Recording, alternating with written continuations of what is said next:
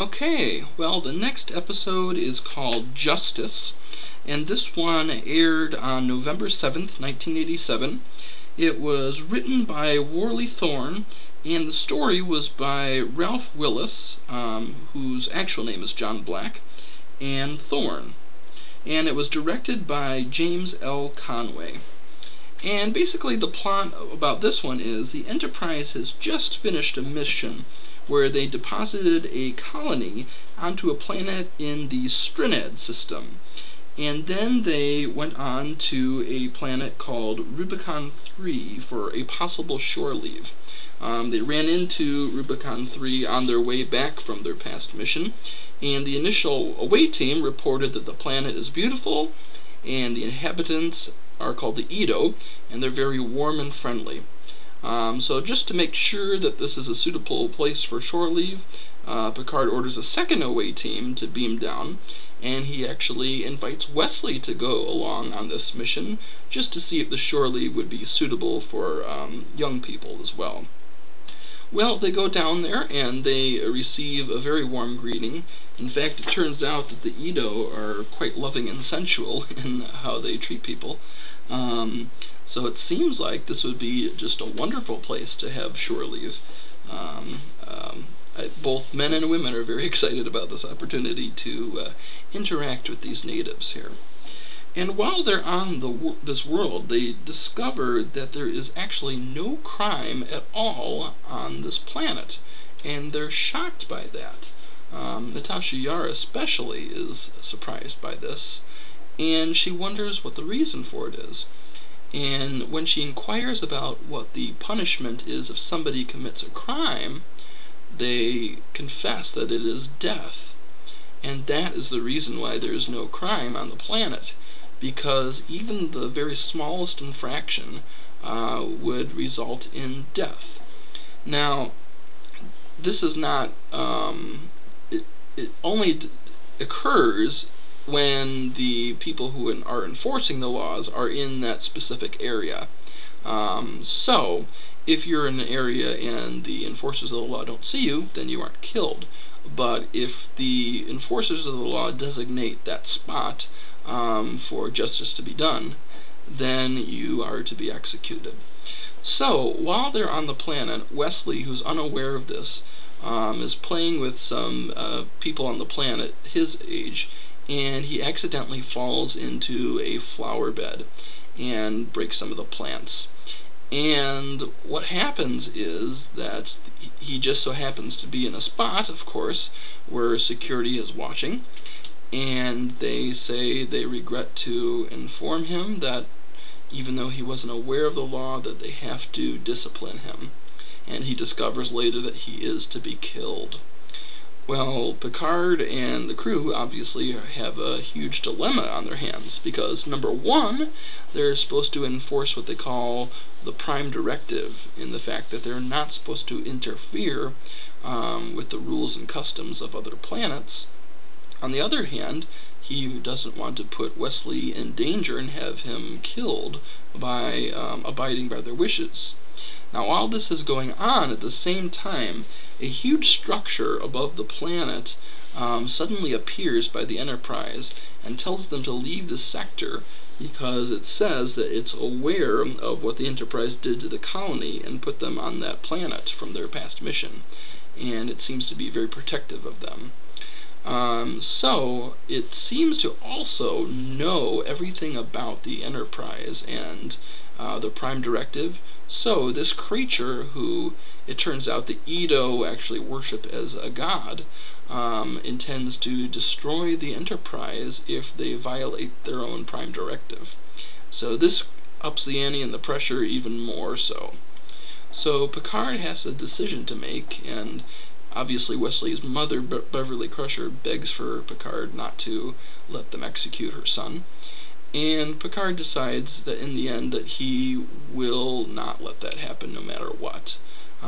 He believes that the Prime Directive was not meant to have somebody hurt. It was meant for a good reason, and they could not have foreseen this particular incident occurring.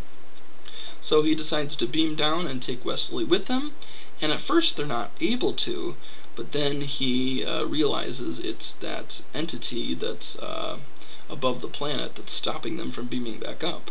And he basically convinces the entity that even when justice is to be done, there has to be exceptions to every rule, especially since this was a minor infraction. So eventually the entity agrees to this and allows them to beam up and be on their way. And that's basically the plot of Justice. Now, the reaction about this episode had certain mixed feelings amongst those who wrote and produced it. Now, John Black, who went by Ralph Willis for this story, wrote the episode, and he feels like in its original story, he liked the idea of this, because it's a story about justice for everybody, and how do you deal with that, and deal with crimes.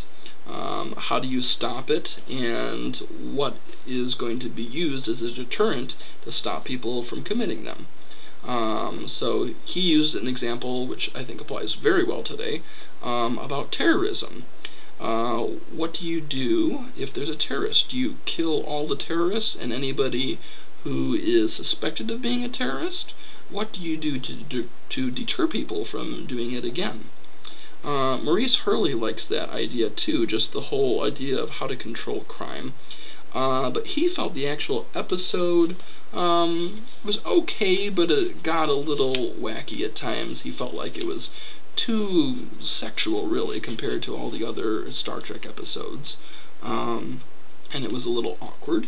And he felt like just the innocence was gone, and he did not like the idea of the godlike creature above the planet protecting people.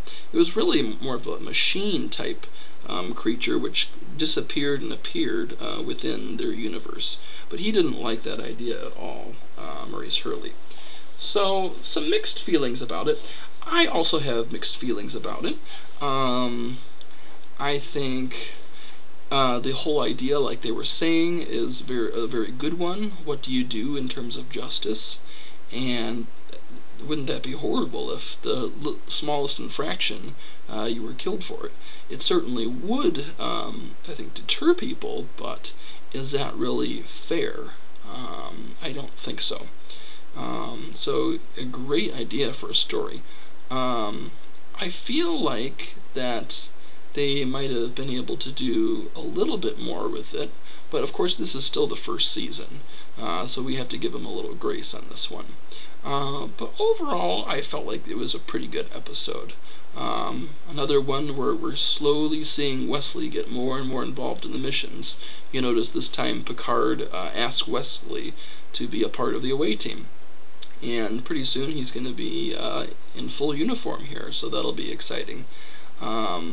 But yeah, some interesting things, just seeing how the progression of this episode happens. One plot oversight that I do want to mention for this episode, and that's while they're down on the planet, Picard is made aware of the situation, that Wesley is supposed to be executed by the Edo. And he tells them not to tell Dr. Crusher about it because he wants to talk to the doctor personally about her son. Well, a few minutes later, when Picard beams back to the Enterprise, Dr. Crusher confronts him and says that she saw the away team report and is unhappy that her son's being executed. Well, obviously, the crew did not listen to Picard and that he wanted to tell her personally. So I don't think that was intentional, but that was kind of interesting, that oversight was part of the episode. Just thought I'd share that. Didn't know if you guys picked that up when you saw this episode. If you haven't seen it yet, I encourage you to watch it. Either rent it from Amazon or buy it, or see if you can catch it on TV sometime. But I am doing episodes at the beginning and end of every week of Star Trek The Next Generation. So I encourage you to follow along with the series with me.